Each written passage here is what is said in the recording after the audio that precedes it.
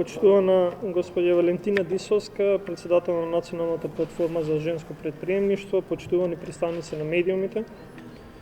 Денеска ми представува наистина големо задоволство што сум дел од овој настан, затоа што денеска ќе можеме да ја промовираме платформата за женското предприемниštvo и навистина се радувам што ќе имаме што да кажеме. А тоа е дека политиките и мерките на кои владата на Република Северна Македонија ги создава, се токму во создавање на кохезија и се во насока на оваа платформа. А што тоа би значило? Ние се стремиме за една иста цел, а тоа е европско општество во кое владее комплетна родова еднаквост и во кој жените од сите националности, жени македонки, албанки, жени ромки, жени турчинки, жени бошњачки, жени србинки, влаинки, ќе бидат присутни во сите сфери на предприемништвото, индустријата и водењето на бизнеси. Владата на Република Северна Македонија во своите мерки, стратегии и политики ги интегрира жените преку нивно стимулирање и охрабрување да се вклучат во создавање на сопствен бизнис и да ја почнат својата бизнис приказна. И јас лично силно верувам во потенцијалот на женското предприемниštvo и сметам дека иднината на нашето европско општество во голем дел ќе се рефлектира токму таму, затоа што чувствувам дека жените секојдневно стануваат се похрабри, а ние како влада секојдневно им ги овозможуваме соодветните услови и околности да започнат собствен бизнис и да си ги остварат собствените цели.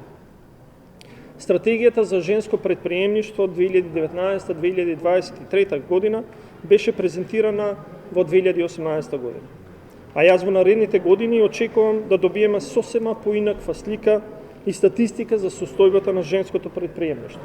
Со тоа што сигурен сум дека во голема мера целите на таа стратегија сме ги оствариле. А секако пречките и проблемите полека ќе ги надминеме. Доказ за ова е дека во 2020 година и покрај кризата покажавме дека кога се верува, се може. Може да се креираат мерки за инклузивност, а особено инклузивност од аспект на родова еднаквост. Еве неколку примери за такви мерки. Фондот за иновации и технолошки развој во 2020 година објави нов инструмент, кофинансирани грантови за технолошки развој за надминување на последиците од COVID-19. А како подкритериум за оценување во овој инструмент ги воведовме и рамномерниот регионален развој и рамномерната родова застапеност. Исто така со мерката која беше презентирана во рамките на третиот антикризен пакет на владата, кој се однесуваше на 30% грант како подршка на жените, младите и фирмите кои воведуваат дигитализација во бизнисот преку Развојната банка, од 2700 субјекти поддржани со оваа мерка, 1062 субјекти се основани од жени или раководени од жени. Ова е доказ за инклузивност.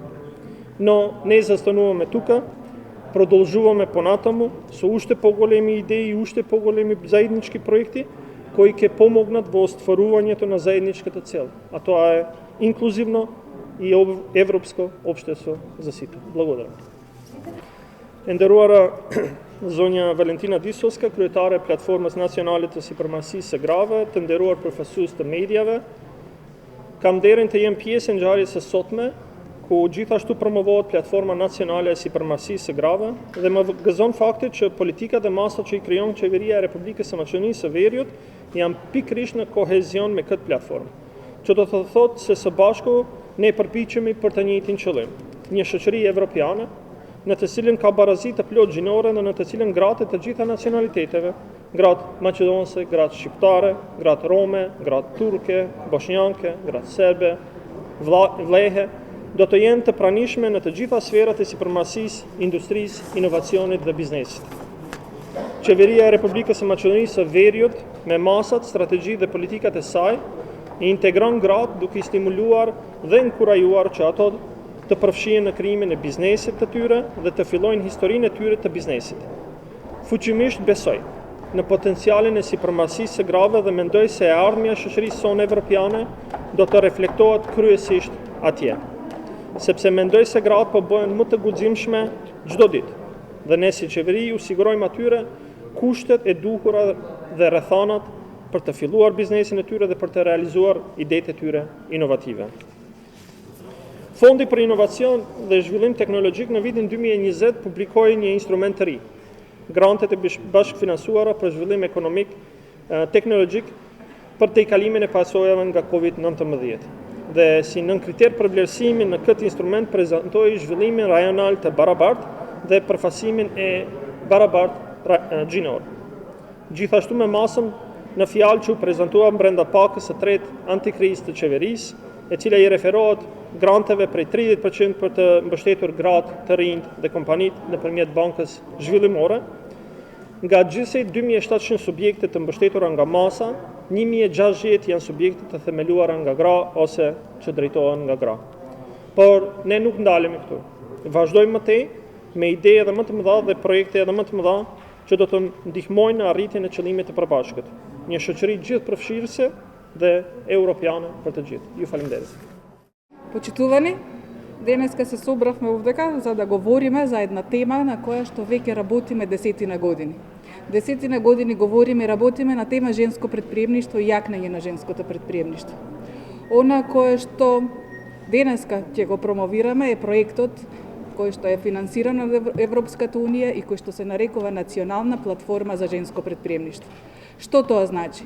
Тоа значи дека ќе ги собереме сите активни чинители во државата, од невладин сектор, граѓански организации, стопански комори, формални и неформални здруженија, сите оние кои што работат на предприемништво и кои што се заинтересирани и сакаат да дадат свој придонес за женското предприемништво, а од друга страна пак се инволвирани институциите од највисок ранг, како што се влада, вице-премиерот за економски прашања ние тука, понатаму министри, институции, агенции и така натаму сите оние со кои што можеме заедно да работиме.